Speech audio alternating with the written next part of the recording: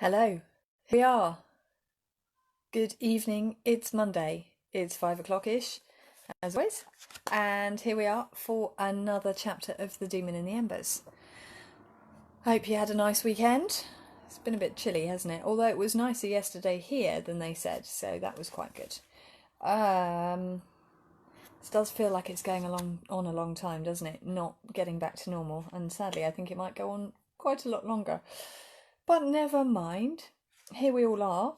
It is chapter 6, isn't it? No, actually. Yes, it is. Ah, yes, I did do a reading on Friday. It was just late. For a moment, I suddenly thought I didn't do it, but I did, and it was late. So we're on to chapter 6. Joe has just established that it is 1666 in Lucy's world. To be perfectly honest, he probably should have realised earlier, because a lot of people have... Yeah, how many of you know whether that the Great Plague was 1665? Maybe you don't. To me, that's one of those sort of facts that slightly sticks in my mind, and having realised that they'd just come out of the Great Plague, he should have guessed it was 1666. But he obviously didn't until this moment. And now he knows. It is. And he's also said to Lucy just a minute ago, you were with me when we had to rescue a unicorn's horn back in Viking times, and it wasn't from a unicorn at all. Your father told you that. They don't exist. And Lucy, of course, is going, what are you talking about? Unicorns exist, and I don't know who the hell you are. What do you mean I was with you in Viking? Sorry, my connection seems to be slightly dicky this evening. Are you still there? You haven't gone away? My phone or my internet or Facebook, I'm not sure which it is, keeps dropping its connection. So yes, Lucy's slightly freaked out by Joe saying he knows her already, which you can sort of imagine you would be, wouldn't you? So there we are. Okay. And I can see that on the screen I have somebody watching who I used to work with many, many years ago.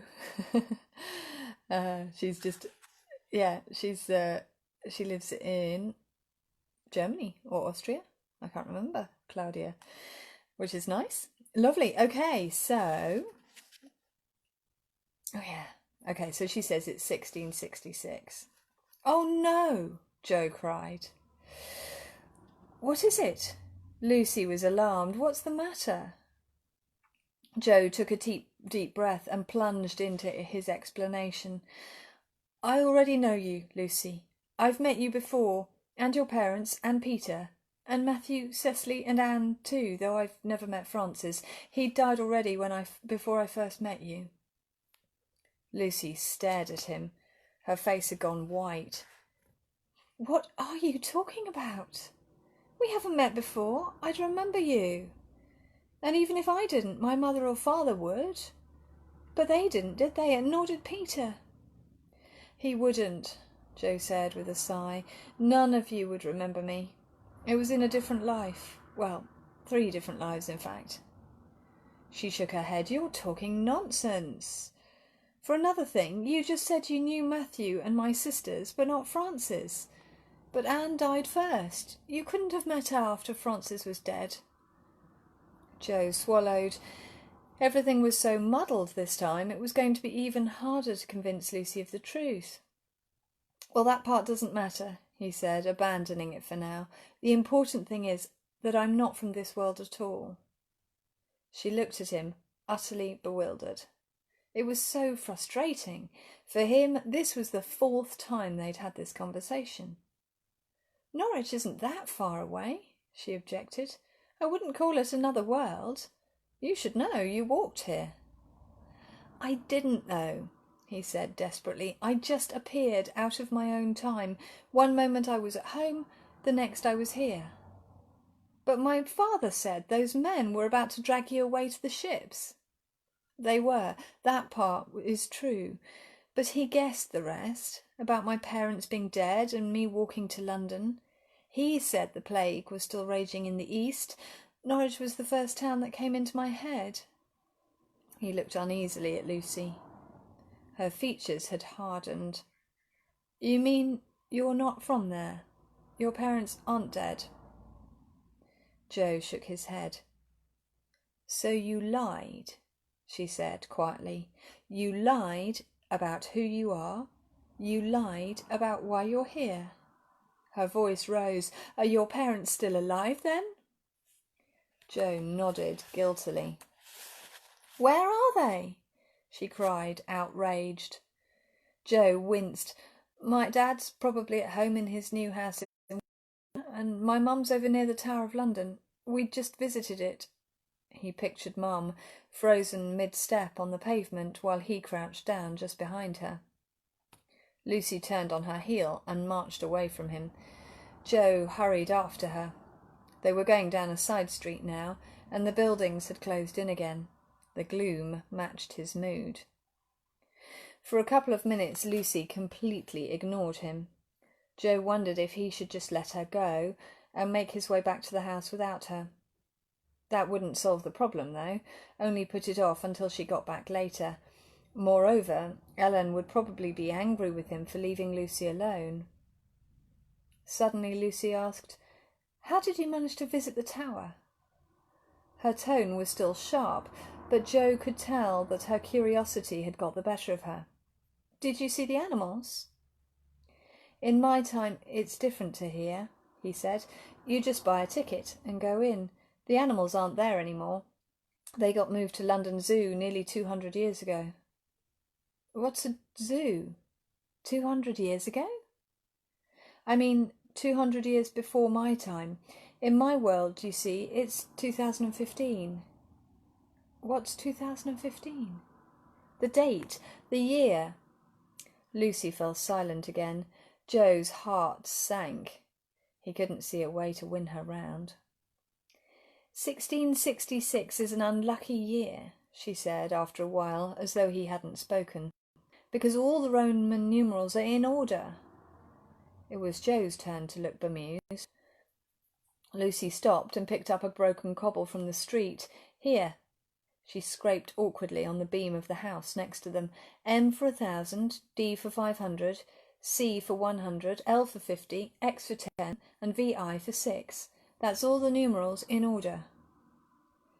That's clever, Joe admitted, and it is an unlucky year, but it hasn't got anything to do with that. This is the year of the Great Fire of London. The Great Fire?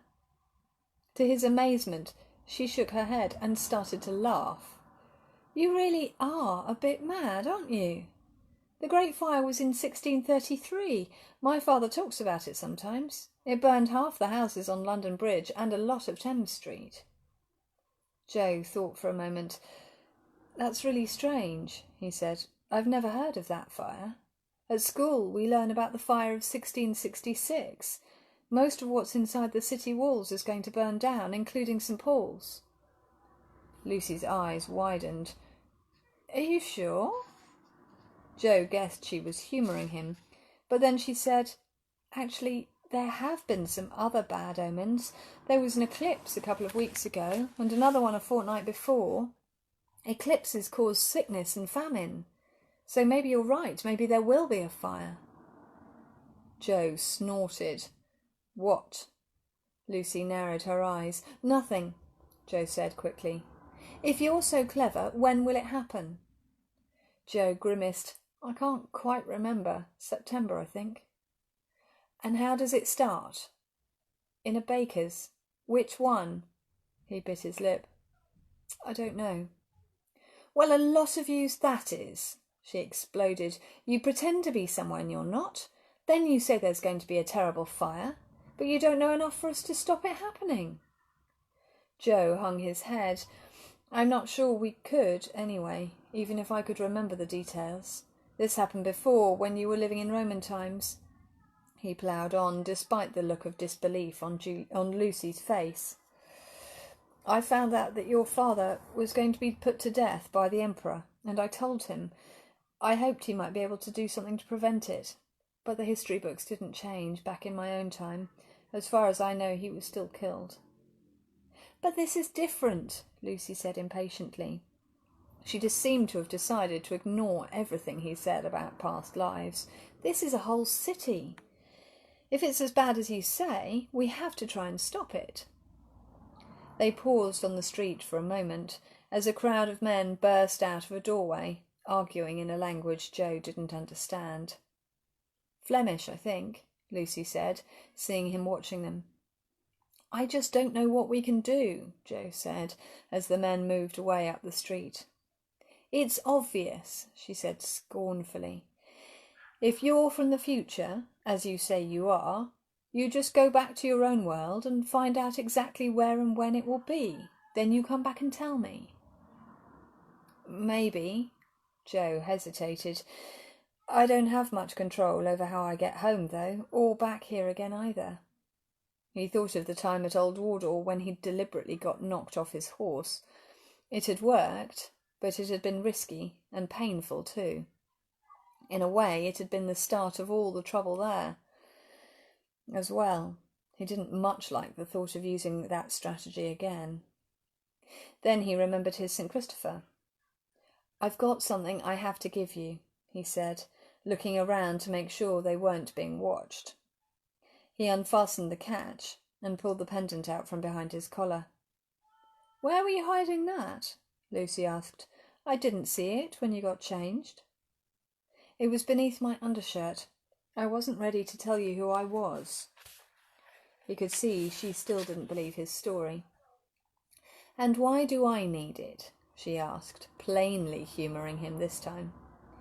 Because it's the key to me getting back here, he said. If you think about me when you touch it, and I'm thinking about you at the same moment, that's what pulls me back into your world. Right. She sounded unconvinced, but she took the St. Christopher from him. Do you know what it is? Joe said. Of course, it's the St. Christopher medallion. He grinned. Finally. What do you mean, finally? Finally, I don't have to explain it to you. Of course you don't. She was irritated. Don't be like that. Joe gave her a friendly nudge. Like what? Uppity. Just make sure you keep it hidden from other people, especially Tobias. He took it from you before, and it was really hard to get it back. That doesn't surprise me, she said with a grin. Joe laughed. At least he wasn't going to have to convince her this time that Tobias was evil. He watched her tuck the St. Christopher away through a slit at the side of her skirt. You're sure it won't fall out? He said. I've put it in the pocket I'm wearing. You're wearing a pocket? Yes, tied round my waist. Of course. Oh, never mind. You know, I don't believe any of what you've just told me, but it would explain some of the questions you've been asking. They paused again as a pair of cattle were driven past. Now then, she said, we're going to come to Thames Street in a minute. We have to be careful down there. My father says it's always really busy. There'll be lots of carts going to and from the wharves and warehouses, and there's all the shipbuilding and repairs. There might be pressmen down there, and there are sure to be purses and footpads. What are they? Robbers and thieves. She lowered her voice. This is slid. She lowered her voice. We shouldn't be going there, actually. I just want to see it. I've never been. When we go out as a family, we always take a boat from Tower Wharf. Promise you won't tell my parents when we get back. Joe promised. He wasn't sure this sounded like a good idea. A new smell filled his nostrils now, a swampy, watery smell. The tide must be in, Lucy said. At least that'll make it easier, if we can find a boat. Joe frowned. He couldn't remember the tide ever being out when he'd been in London. How could that be? Why is it easier? He asked. Because when the tide's out, the boats have to wait at the end of the jetties where the water is. I hate walking out to them. It's often horribly slippery. I'm terrified of falling in. Into the mud? Yes, but it's not just mud. There's all the nasty stuff that's been slopped out from the city. Like what? Joe knew he might regret asking, but he couldn't resist. Poo and wee, of course, Lucy said. Animal guts, the stuff from the tanneries and the dyers and soap makers. There are sometimes even bodies, or bits of them. Bits? Joe was aghast. When criminals are hanged, drawn and quartered, their legs and arms are nailed up around the city for everyone to see, and the heads of traitors are put on poles on London Bridge, so bits do sometimes end up in the river and get washed up on the tide. Joe gulped. Right, Lucy put her hand on his arm. Stay close to me. Together they stepped out onto Thames Street. Joe felt as though his eyes were on stalks. It was busy, just like she'd said it would be, but then everywhere was busy. Was this different? More threatening somehow? Or did it just feel like it because of what Lucy had said? The road was still narrow, but most of the buildings were bigger than elsewhere, timber-framed warehouses with the occasional crooked little house crammed in. There were no carriages or coaches, and few gentlemen on horseback. Nor were there many women or children as far as Joe could see. There were a lot of older men, however, most of them swarthy and dressed in rough work clothes. One went past, pushing a handcart piled high with crates. Another two staggered under the weight of several very long planks, which they carried between them. Behind them came a boy with a savage-looking saw. Two carts were pulled up side by side further along, almost entirely blocking the street. There was a lot of shoving and cursing as people forced their way past, ducking in and out of the men who heaved boxes and sacks to and fro. Joe eyed a couple of older boys slouching against a stack of barrels, and a small child clambering over the coils of rope that lay outside one of the warehouses. The faces of all three were dirty, and their clothes were torn. "I don't think we should stay here," he muttered to Lucy. "I know you thought smarter clothes might keep me safe, but round here they make us a target, don't you think?" She nodded. "I thought Thames Street was right on the river," she said. "I didn't realise we'd have to cut through again. Let's cross over and go down that street there." Reluctantly, Joe followed her to the back of the crowd, jostling to get past the carts. He was glad he wasn't carrying anything that could be stolen, no wallet, no watch or mobile phone, but he was still afraid that someone might pull a cart. What? Sorry. He was still afraid someone might pull out a knife and have a try. That was a hell of a misreading, wasn't it? He was still afraid someone might pull out a knife and have a try. Within a few seconds, there were people behind them as well as in front. Joe glanced around nervously. He and Lucy were surrounded. The smell of sweat and tobacco was pungent. He could taste it on his tongue. Shouting filled the air. The nearest cart began to move towards them, the wheels screeching against the cobbles. Behind Joe, the crowd sensed an opportunity and pushed forward. Joe let himself be carried along with it. Suddenly his ankle turned beneath him. He staggered and fell. Hard lumps of ground bruised him. He put up his arms against the forest of feet. In slow motion he watched a dent in the rim of the cartwheel slide downwards as it rolled over, bearing down on him. All around there was shouting, grinding, clattering. His ears roared. "Help!" he yelled. "Somebody help me!" But nobody heard him. The wheel kept turning, turning. In a moment he would be crushed. He scrabbled to get clear of it, but the forest of feet closed around him. "Help! Lucy!" The world rushed in. The roaring fell suddenly silent. There was nothing but hissing. He opened his eyes. The cart had gone. The crowd had gone. He was lying on the pavement in his own world. His heart pounded and he was panting. If ever he'd needed to be pulled out of danger, this had been the time. Gradually the rumble of cars and lorries reached his ears again. His heartbeat slowed. The usual sickness was welling up in his stomach, but his relief was so great he didn't mind. In a few minutes he would be fine again, able to get up and walk on, as though he hadn't nearly been run down and killed. "Joe?" The voice was close to him, urgent. "Joe, are you all right? Can you hear me?" It was his mother. She sounded worried. He sighed inwardly. Maybe everything wasn't quite perfect after all.